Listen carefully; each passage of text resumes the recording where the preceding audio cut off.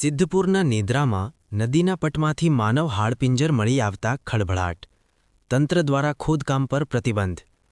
સિદ્ધપુર તાલુકાના નેદ્રા ગામમાં આવેલી નદીના પટમાં ચાલતી રેતીની લીઝમાં ખોદકામ દરમિયાન એક ચોંકાવનારી ઘટના સામે આવી છે. અહીં ખોદકામ દરમિયાન અચાનક જ માનવ હાડપિંજર અને ખોપરીના અવશેષો મળી આવતા સમગ્ર પંથકમાં ચકચાર મચી ગઈ છે. નેદ્રા ગામની સીમમાં આવેલી રેતીની લીઝમાં જ્યારે નિયમિત ખોદકામ ચાલી રહ્યું હતું ત્યારે માટીની નીચેથી મનુષ્યના અંગોના અવશેષો અને હાડપિંજર બહાર આવવા લાગ્યા હતા.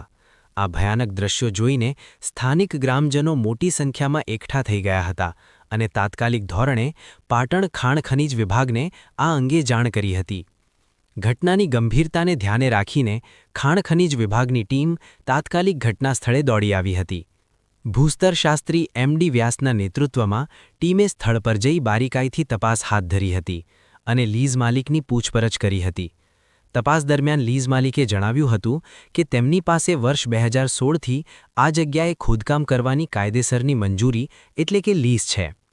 હાડપિંજર મળી આવવાની ઘટના બાદ સ્થાનિક ગ્રામજનો અને લીઝ ધારક વચ્ચે ભારે ઘર્ષણ જોવા મળ્યું હતું.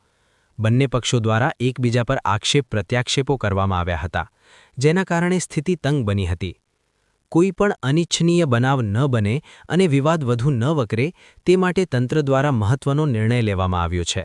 1. સ્થળ પર હાલ પૂરતું ખોદકામ સંપૂર્ણપણે બંધ કરાવી દેવામાં આવ્યું છે. 2. નદીના પટની યોગ્ય માપણી ન થાય ત્યાં સુધી ખોદકામ પર કડક પ્રતિબંધ મૂકવામાં આવ્યો છે.